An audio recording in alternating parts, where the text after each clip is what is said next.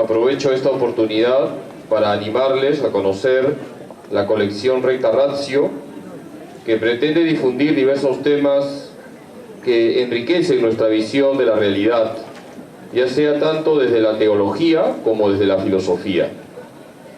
Nos encontramos con el número 6 de la Recta Ratio. Antes de presentar este libro, quisiera informarles sobre los números anteriores. El primer número fue sobre la Trinidad. Recopilamos un texto escrito por el teólogo dominico Santiago Ramírez. El segundo libro fue un libro sobre la familia, escrito por el padre Ricardo Fernández. El tercer libro fue La razón en la teología, escrito por quien les habla.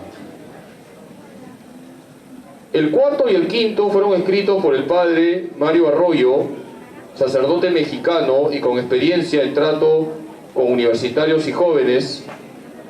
Y los títulos de estos dos libros fueron La fe y la ciencia y La homosexualidad. Y nos encontramos ahora con este sexto número, El positivismo del siglo XIX en el Perú, el caso de la revista de Lima. Nos encontramos con un interesante texto escrito por el licenciado José Gálvez Kruger. Se trata de un breve pero sustancioso relato de lo que podemos llamar el positivismo peruano, tal como quedó reflejado en la revista de Lima. La redacción de este libro está bien lograda y su lectura es ágil y muy ilustrativa. En primer lugar, nuestro autor nos habla sobre el positivismo, lo cual nos lleva al pensamiento de Augusto Comte, quien presenta tres estados del pensamiento humano. El estado mitológico-teológico, donde domina lo religioso y donde todo se quiere explicar desde la divinidad. Pero hay que superar ese estado a un segundo, el estado metafísico, donde reina la filosofía y a través de la cual se puede explicar la esencia de la realidad. Sin embargo, para Augusto Comte hay un estado superior e inigualable, el estado positivo o científico, donde reina la ciencia empírica. Este último estado es el punto culmen del pensamiento humano y cuyo fruto más excelente es la sociología. El positivismo trae consigo, pues, una visión de la realidad dominada por la ciencia experimental, una confianza ciega en las ciencias experimentales, lo cual a la larga termina negando el valor de las realidades religiosas y trascendentales.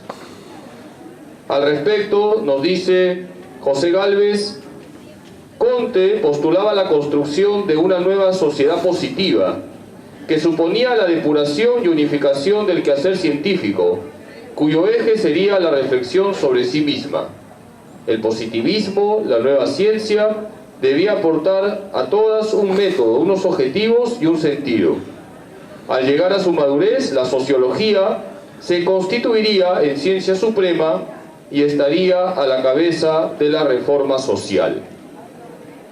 Una vez que José Gálvez Kruger ha explicado lo que es el positivismo, pasa a presentar el positivismo en el Perú del siglo XIX.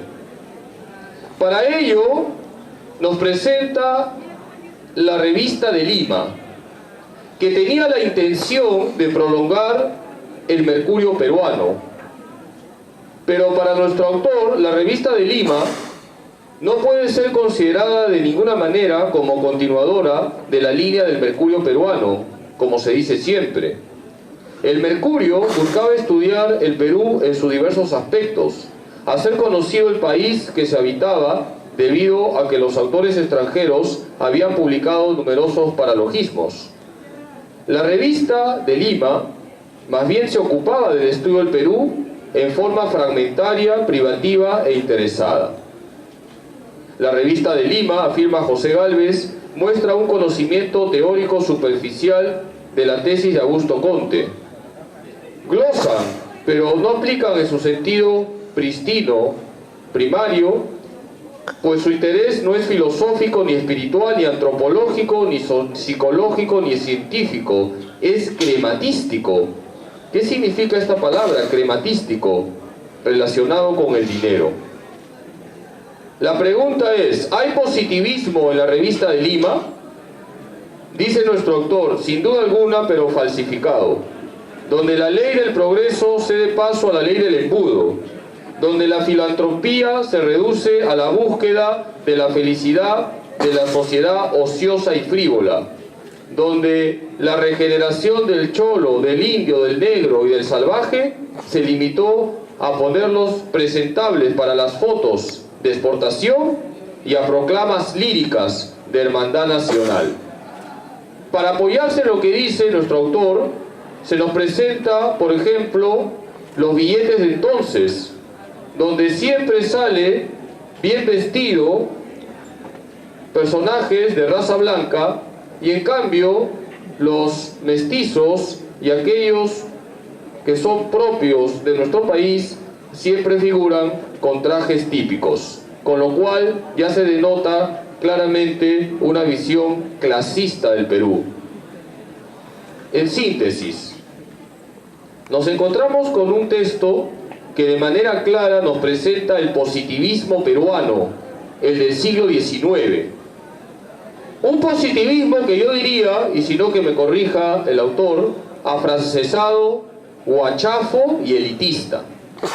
No profundo, ni fiel al de Conte, que por cierto tampoco está libre de errores. Pero el positivismo que encontramos en la revista de Lima se quedó solo en unos fuegos artificiales de mostrar un Perú que supuestamente crecía, pero solo para una clase, la que estaba detrás de la revista de Lima, pero que no fue capaz de integrar a todas las clases, de establecer lazos de hermandad, de proporcionarles los medios para crecer como nación, sino más bien verlos como material servil a sus intereses.